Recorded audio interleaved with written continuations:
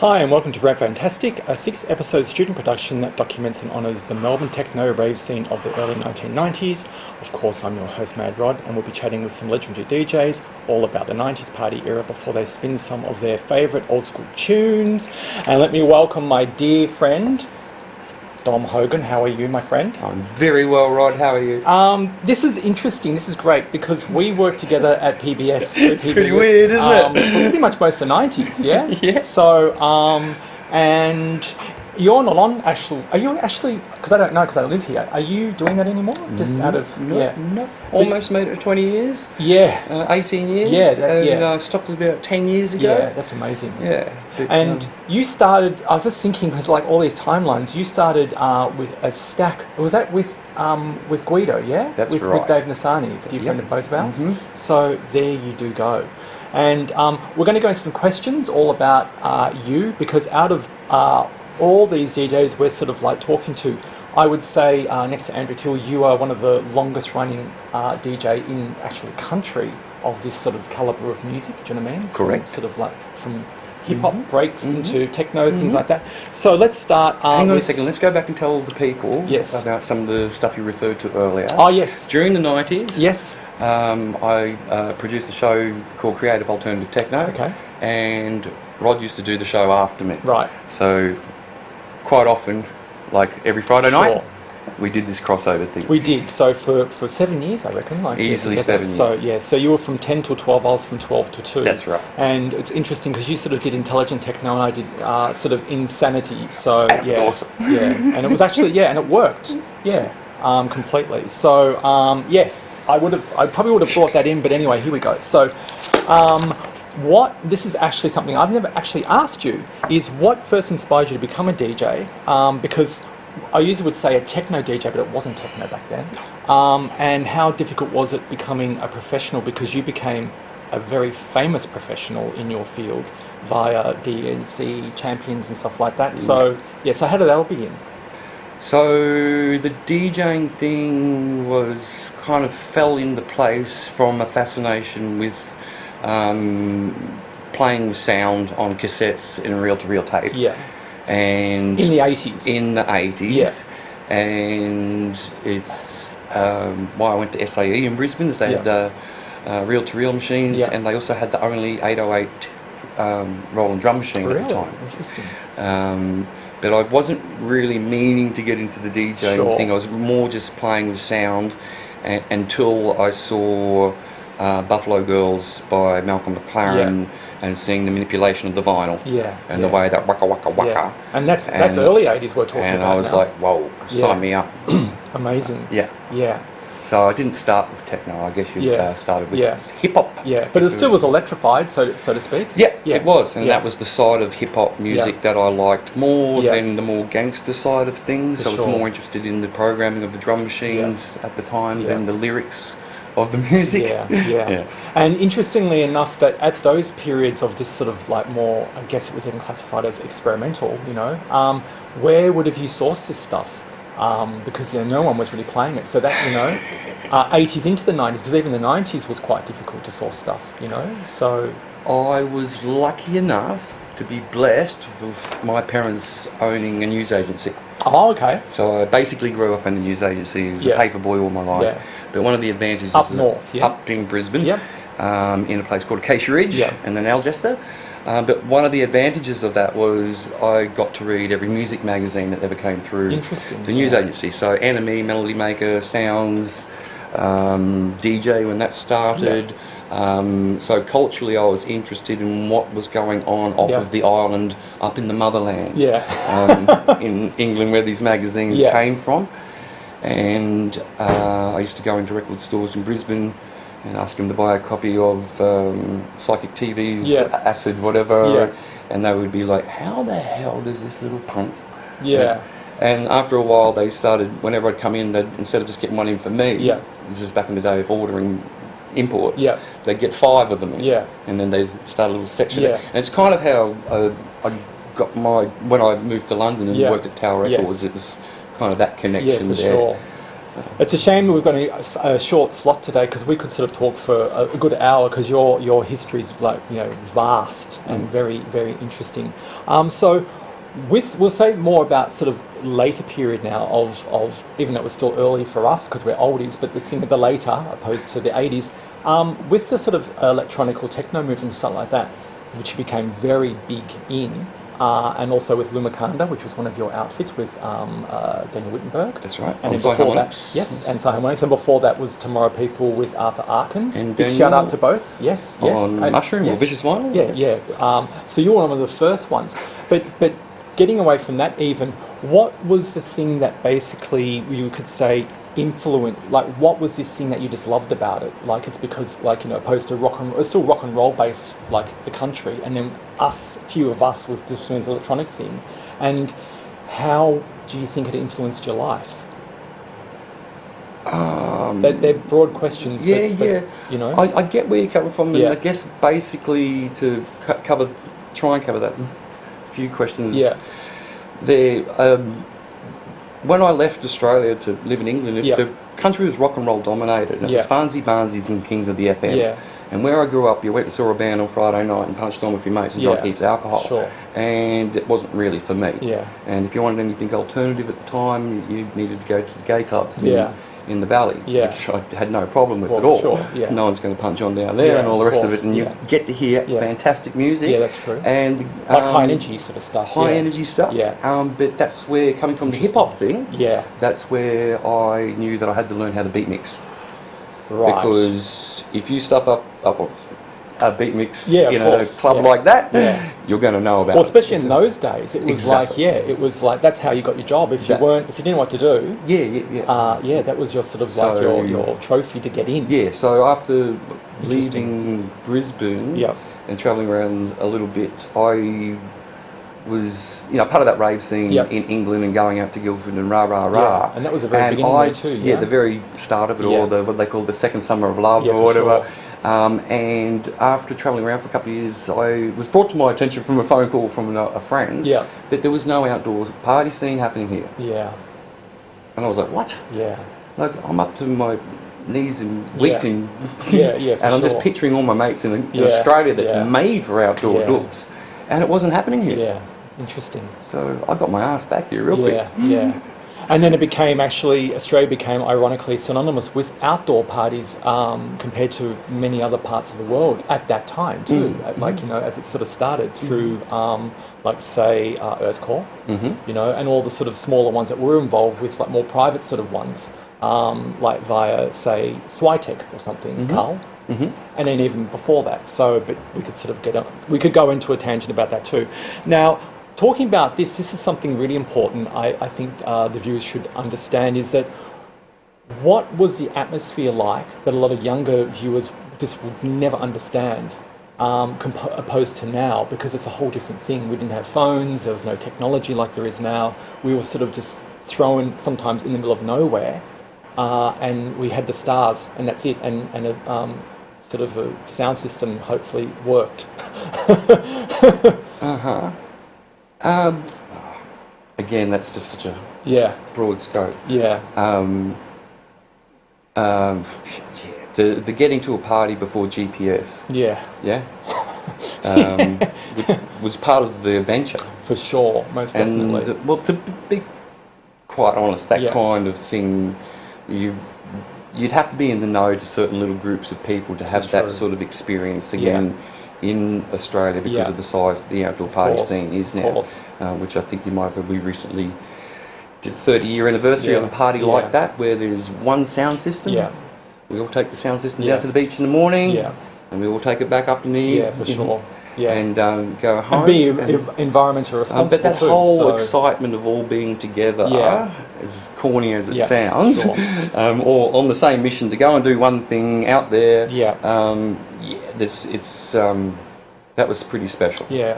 And can you think of like one, I mean within many, but can you think of one period in all those years that you still remember, like as a DJ or even as a punter, going to somewhere, anywhere on the planet, just going, oh my Lord, this is just taking me to the next level? Because we had some pretty wild parties here. Yeah. On that next level thing, having never been to Melbourne before, I was very lucky to play in a place called Hosey Lane that you might know of, remember. Of course, From now, and a group of people were living up there before it became a nightclub and stuff like that. So it was quite an introduction. Andrew Richards. Yes. Yeah. And, love you. And Jeffrey Hales, and Jeff was living there as well. And Dr. Sid and anyway, it was one of those. It was one of those places on the top floor. But as a welcome to Melbourne next level kind of thing, I couldn't have gotten much better than playing in the morning and then taking all the black plastic off of the windows and opening the windows. Yeah. So the DJ's up.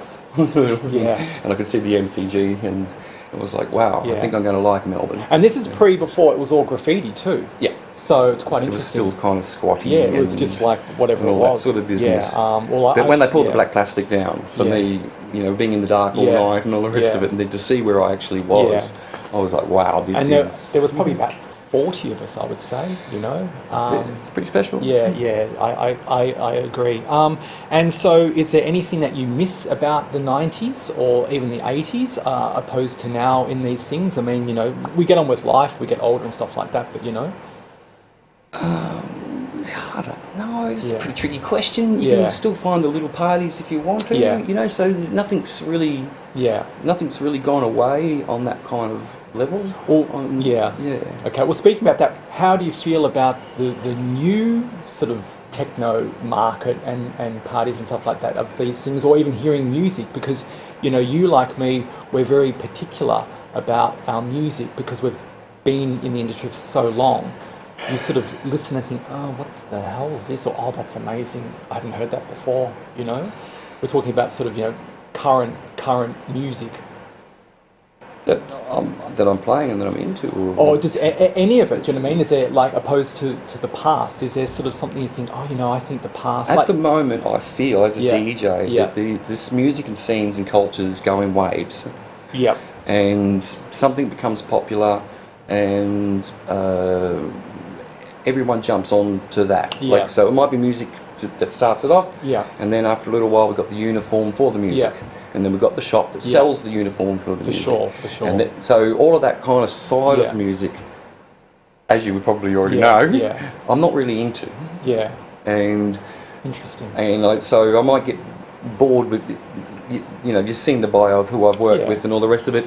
And so once it becomes established, I kind of get a bit bored with it. Yeah. And I want to find a new sound. Yeah.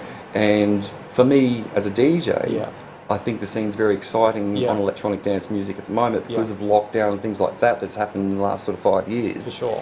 It's kind of, I feel, caused this wave to crash again. And when the wave crashes, the scenes splinter off. Yeah.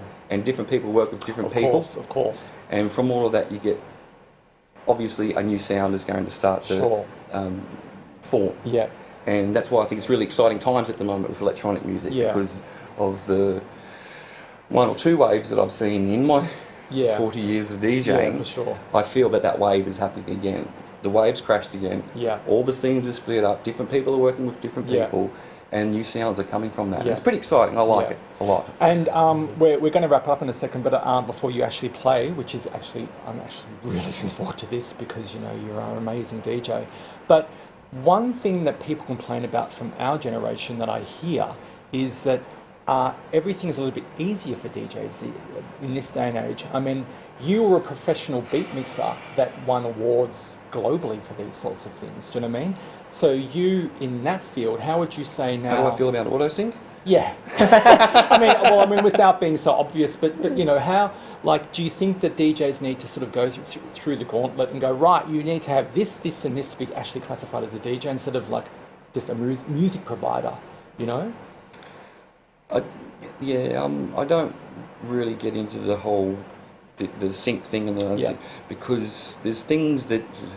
As much time as it takes to get something, when you're playing with analog stuff and there's bits moving by the, of course, you've got to stay on it. Yeah. And that's what the DJ's doing. But if you've got auto sync on, you've got so much more time then to play with all the effects. Yeah.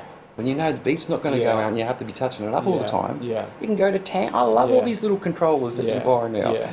Playing this music that I've said is kind of new and, keeping things looping and filtering things out. And because it's not going to go out of time. Yeah. Yeah. So that's sort of more like you've just progressed into whatever's going on now. Yeah, of course. It, from reel to reel to the exactly. Yeah. And so just I love it. in a nutshell, what are you going to give us today? Is it going to be sort of like a old school, definitely. new school mix? It's going to be, because of the title Rave Fantastic. Yep. I've picked out probably 6 or 7 tracks that are pretty special to me. Yep. In between 89 and 94. Wonderful. Those magical years that we're talking about from when it was all forming. Yeah. 2 of them would be more of that warehouse sort of style. Yeah. 1 or 2 of them more that, as we were starting to get out in the bush sort of style, playing the Egg Bam Yassi classic track.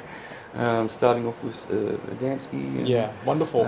So we're going to get a little bit of kind of little bits and pieces that were happening around that nostalgia, era so to speak. All right. Well, look, I'll let you go. Thank you so much. Thank you. It's lovely to see you. It's been awesome to see you. And please let our chaperone you to the desk. And anyway, that was Dom Hogan. It was lovely to see him. He is going to play the most amazing tune, and I'm signing off for this episode. And then the next episode will be DJ Hakk, aka Richard Tropea. So please stay tuned for Dom Hogan.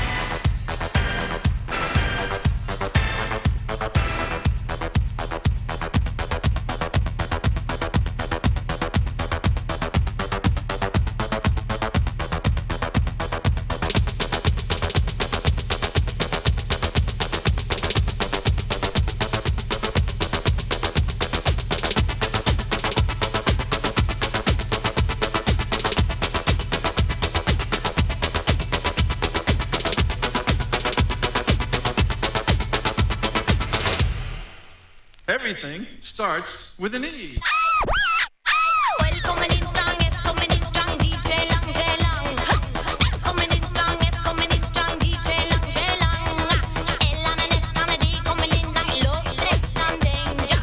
Drop the top of the let we rope up with the stranger. The bottom sex your mind and feel say like it's like the rapture. Back up on someone, love, make this fantastic one take ya.